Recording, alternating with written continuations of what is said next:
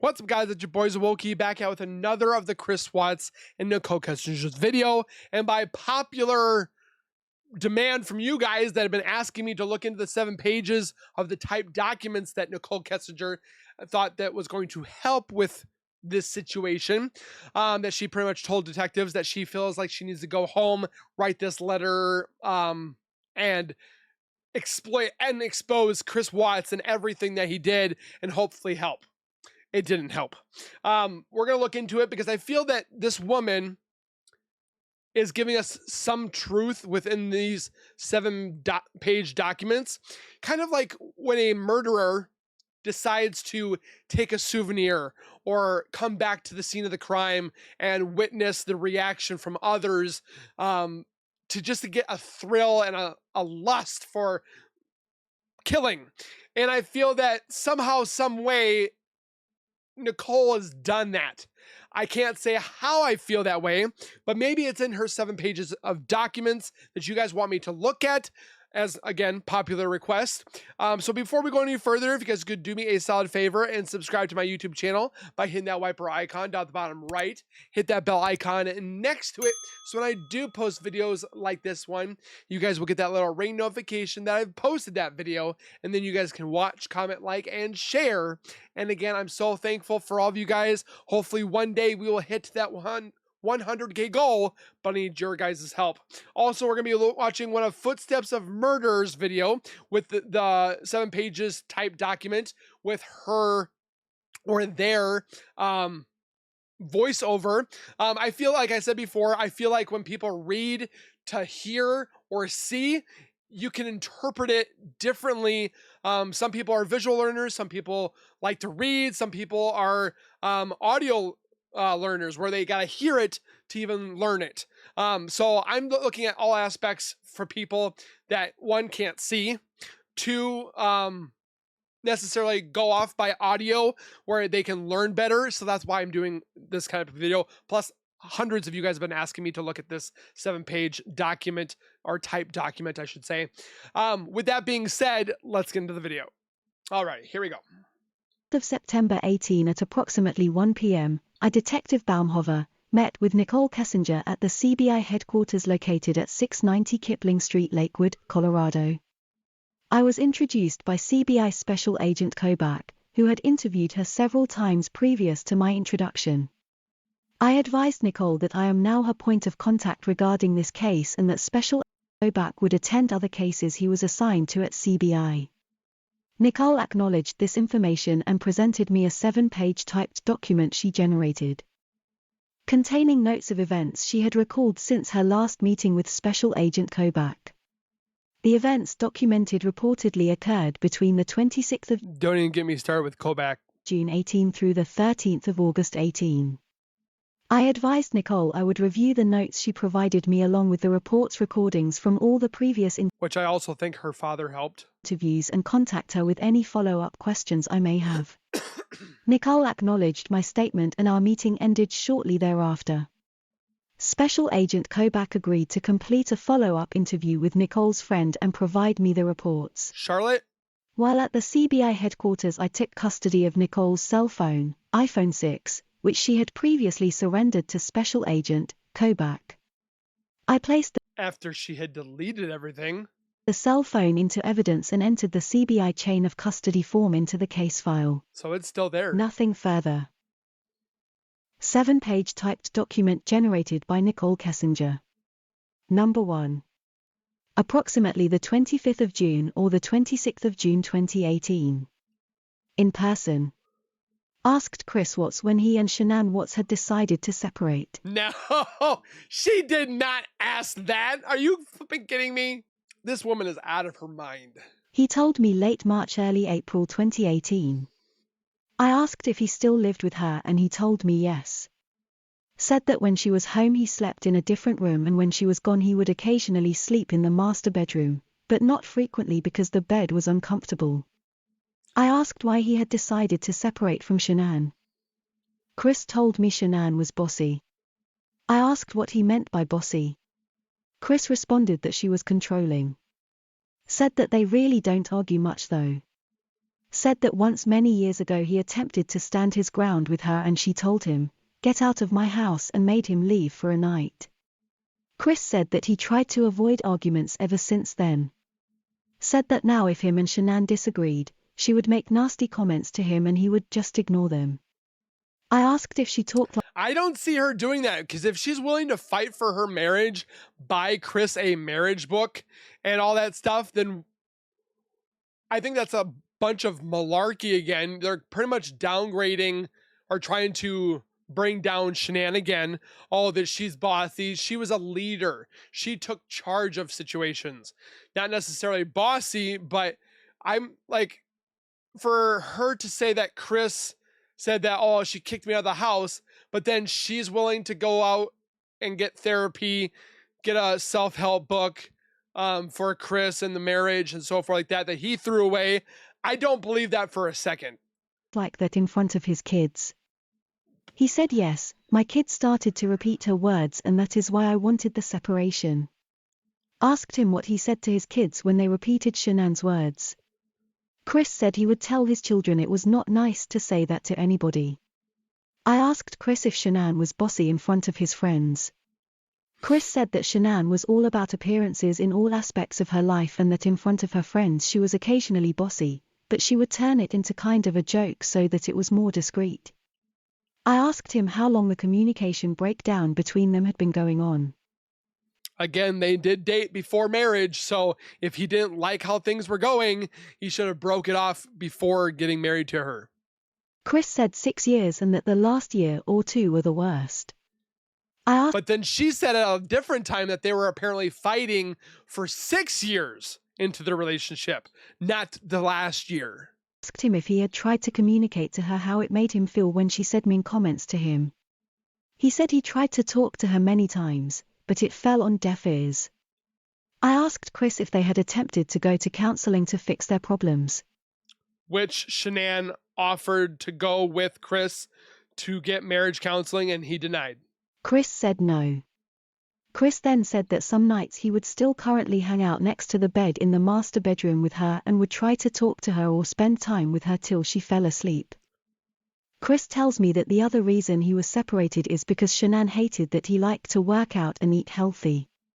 Said that before they decided to... I highly doubt that, because her whole progress of, or her whole work ethic was promoting thrive and healthy eating and all that. Why would she not want him to be healthy and eat right? To separate, Shanann... Again, this all looks bad on Shanann, is what she's trying to get. She's trying to distance herself from Shanann, from the case, from Chris. She's trying to make it look like, oh, I'm the victim. Would get mad at him if he tried to go for a run at night once the kids were in bed. Said that Shanann felt it took away from time they should be spending together. Chris said that it was frustrating because when he would try to hang out with her she didn't pay attention to him and would talk on the phone and scroll through social media instead.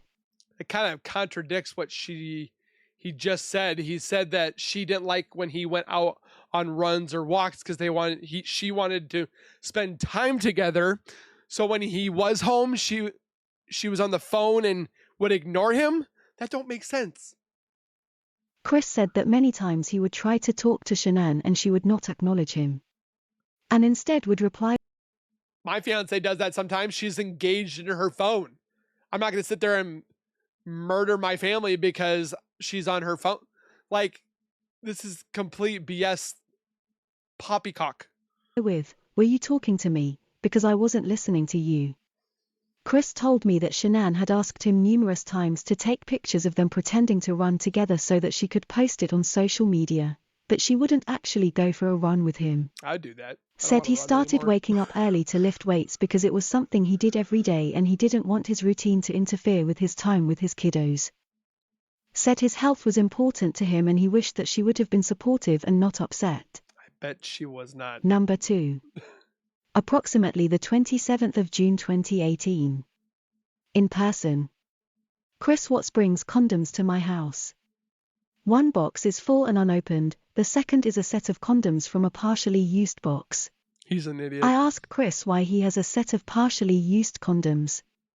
Chris informs me that the condoms he has are from back when he was still having sex with his wife. Told me they had been sitting in a closet collecting dust and that Shanann probably did not even know they were still there. But then yet says that they had intimacy the morning of the murder. Like, that's what? Asked him why him and Shanann used to use condoms. Chris informed me that Shanann didn't like to get messy.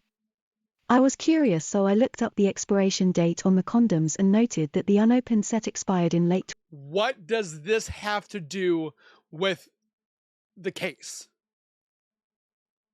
Like, she's writing about condoms. What does that have to do with the murder of his family? Are you kidding me? 2022, and the open set expired in early 2023. I looked up the lifespan of an unopened condom and discovered it is approximately 5 years. Based on my research, I assume these condoms were manufactured in late 2017 and early 2018. Number 3. On or shortly after the 4th of July 2018. In person. I complimented his home as being very beautiful. Chris said he had always wanted a smaller, ranch-style home. Chris said that Shanann insisted on the big house because she liked to throw parties and make it look like they had everything. I asked him what type of parties he was referring to. Chris shook his head left and right and said, just expensive parties. Chris then tells me that they had the house built and the only part of the design that he had any say in was the stone work and the paint color on the exterior of the house. Chris said his mortgage was $2,800 a month and he was tired of being house broke. That's crazy. I asked why it was so expensive. Chris said that about $500 of the $2,800 was homeowner's insurance. Number 4. The 14th of July 2018. In person. Went to his house to drop him off after we visited the Shelby Mustang Museum in Boulder. While at his house I felt uncomfortable, as if I did not belong there. No! He had built a beautiful life and it made me think that there was still a chance for him to fix things with his wife. I told him that I did not think it was fair to Shanann or to me that he was trying to live 2 lives by being in a relationship with both of us at the same time. Who believes that?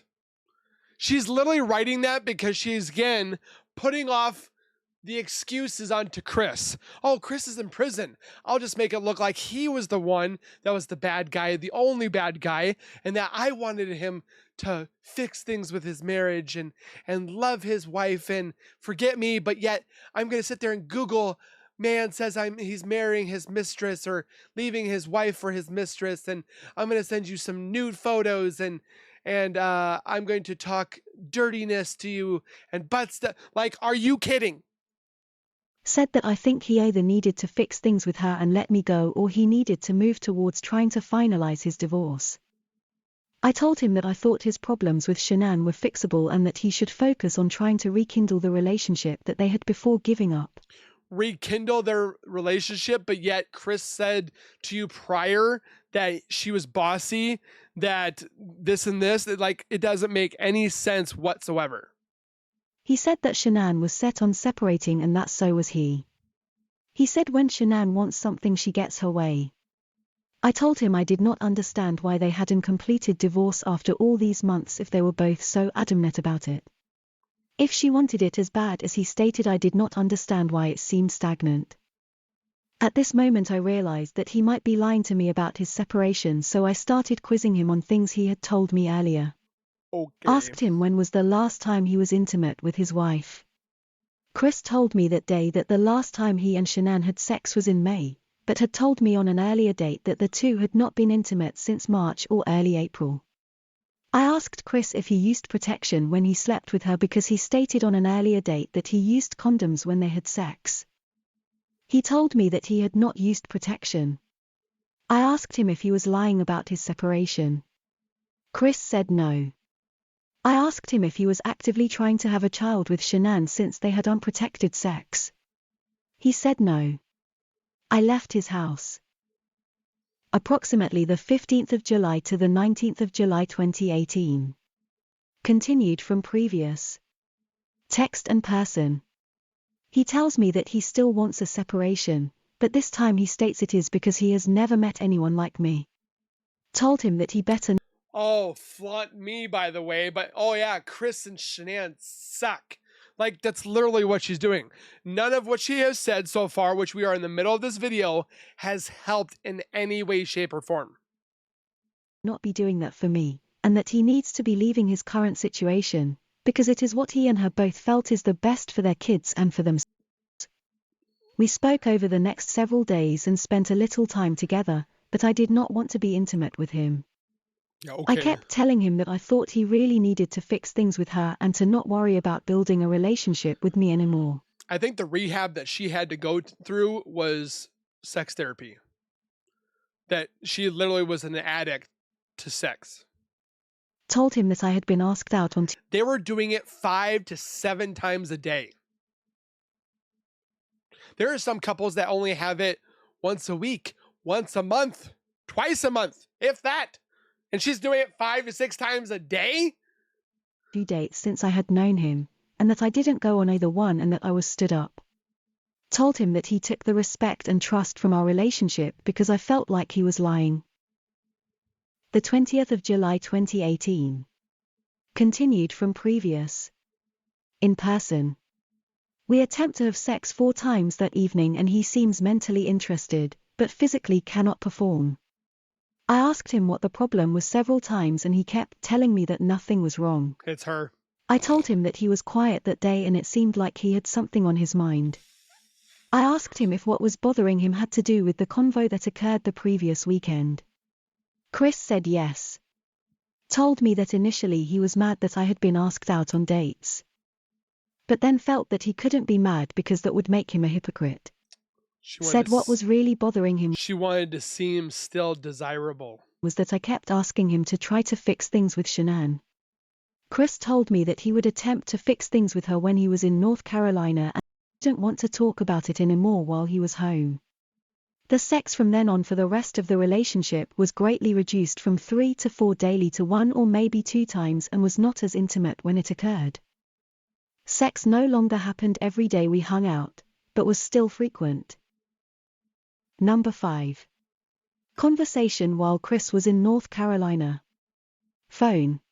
Oh, like the wedding dresses that you Googled for 2 hours? Chris tells me that he had a conversation with his buddy Mark who lives in San Diego. Says Mark informed him that many years ago he believes that Shanann was responsible for a large amount of money that was embezzled from a company that Shanann and Mark both worked for at the time. The company was never able to prove who did it. Like, where is this coming from? Number 6. How the F would she know that? Wednesday the 8th of August 2018. In person. I feel like that phrase or that little section of paragraph that she just said was like something that her and Dwayne, her father, were Googling. Like researching on Shanann. Chris stops by the Frederick, Colorado Toyota dealership to pick up an order of touch-up paint and windshield wipers for my vehicle after he gets off work. I pre-ordered the paint several weeks earlier. He brings them to my house sometime between 3 to 4:30 p.m. that day. And paints my car. Number 7. Saturday the 11th of August 2018. In person. Chris told me he doesn't have any extra dollar for a deposit on an apartment. I told him that apartments nowadays were so expensive for rent that the damage deposits have to be fairly cheap because otherwise people can't afford moving costs. He said that every time he got paid he just watched his bank account dwindle down. It's usually how it Said he happens. wished he had a way to prevent his disposable income from being spent. You're a father and you're a family. Of course your money's going to go bye-bye. I told him that it is possible to divide paychecks into multiple bank accounts, but that if he considered doing that he would need to make sure he was responsible and that his mortgage and kids and his standard monthly bills were covered first. Told him that if Shanann ever wanted child support he would still be required by law to show proof of that income even if it was in a second account. I suggested that if he decided to do that perhaps just contribute a small amount that wouldn't impact his current living situation, but would give him a cushion for the first month's bills when he transitioned to an apartment, but that was his discretion. Monday the 13th of August 2018. Continued from previous. Text or phone. Suggested the bank account idea again after he told me that he thought Shanann was gone for the night at a friend's house. Asked him if any money was missing from their bank account. Chris said no. Tuesday the 14th of August 2018. Text. Chris told me he opened up a second bank account so he could start saving for an apartment. Number 8. Monday the 13th of August 2018. Did they validate that second account? Did they look to see if she was lying? Text. Chris informs me his family is gone and asks me to call him when I have a chance. When I called Chris, he informed me that the cops were at his house and that he would need to call me back. I was unaware that his wife had missed a doctor's appointment, or that his kids missed school that day, or that her friend had tried to contact her and couldn't, or that he had tried to call her and didn't get a response, or that her friend had stopped by the house hours earlier to check on. How does she know that if he's in jail? There was no way for her to know most of that info. Her. I asked him why the cops were there. Chris informed me that Shanann's friend Nicola had called them. Chris says that the media are arriving. I was confused and asked him why they were there. Chris tells me that Nicola called the media. I asked Chris why he believed Nicola would call the cops and the media. He said Nicola wasn't being very nice to him. I wonder why. Informed me that she was sitting in her car on the phone with Shanann's mom. Asked how Nicola knew Shanann's mom. Chris informed me that Nicola used to work with Shanann's mom. I asked if he thought maybe Nicola was the friend that was helping Shanann to get away for a day. Chris said no. Why would Nicola be helping if she is the one who called the cops? I suggested maybe it was to throw them off the trail. He did not agree. Chris asks me if he should talk to the media. I initially told him no, and then suggested that if he decided to speak to them that maybe he could ask Shanann to bring his kids back. Was uncomfortable with him asking for my advice on the media, so I then asked him what his friends thought he should do about the media. Chris says that his friends believe that it would look bad if he didn't speak to the news and thought that he should make a statement. Phone. I asked Chris if the cops had attempted to search his friends' houses since he believed that Shanann had gone to stay with a friend. He told me no, they hadn't. I asked him why not and he told me he didn't know why they hadn't. I asked him why Nicola did not like him. He said he wasn't sure. I asked Chris if Nicola was married and how well he knew Nicola and her husband. He informed me that he didn't know her husband hardly at all. I again suggested that maybe Nicola was the one who may be helping Shanann to hide out from him for a while. Chris said maybe, but he didn't really seem like he was entertaining the idea. Asked him if he thought she was with another man. Chris said it was possible, but he didn't think so. I asked if he thought his family was in danger. Chris said that if my kids are with her then they are safe. Never said he was worried or concerned about his family unless I prompted the question. Looking back on everything, I am so glad that Nicola showed up that day to check on her friend. Are you kidding me? Nicole was so happy that Nicole came to check up on... Does anybody believe this? Whatsoever. The woman that deleted messages and photos and emails and tried to destroy, and she was the one that was glad that Nicole Atkinson came to save the day and was there for her. Number 9. Wow. Monday the 13th of August 2018. Phone. My phone pinged in Frederick, Colorado. I had no alibi. I called Jim. I did a lot of things I probably shouldn't have done that day. I called my sex therapist. Like, what? Chris says his home camera shows him leaving for work at 5:15 a.m. like usual that morning. Chris tells me that his home alarm system notified him that at 9:10 a.m. his garage door opened, but that he never received a notification on his phone that it closed again. I asked him if his garage was open when he got home from work that day and he told me no. I asked Chris if he thought that Shanann left out the garage at 9:10 a.m. that morning. He suggested that she either left out the garage door or the back door because there is no footage of her leaving from his front door camera. and the sensors showed that there was discrepancies between 9 and noon, and there was no evidence of her leaving that morning, Shanann. So that just put a wrench into everything. I asked Chris if there was any sign of forced entry and he told me no. Told me he didn't want to keep talking about that subject and asked me to talk about something else. End of letter. My thoughts. I think the time frame of late March, early April when Chris and Shanann decided to separate, that Nichol gives in her letter is about the time she started dating Chris. They were both seen at work, up close around this time by Anthony Brown, and Lauren Arnold said Chris started to change more with Shanann around this time, and he also started working out a lot more around this time as well. Nichol wrote that Chris bought condoms to her house, one box opened. If a man bought opened condoms to my house I would have been mortified. For one, he has used them with someone else. For two, he didn't think enough about me to bring a new box, and three, I would have kicked his ass out. A real woman would have been more respectful of herself. Can't say that for Nichol. Seems to me the way Nichol investigated those condom dates, she was used to investigating a lot of things. So if she was investigating condoms, don't you think she would have investigated Shanann? He even wanted to know if he was trying to get Shanann pregnant as he didn't use condoms when they last had sex. Was she asking him this because she had seen on Facebook that Shanann was indeed pregnant? That confirms it right there that she knew. Me wonder.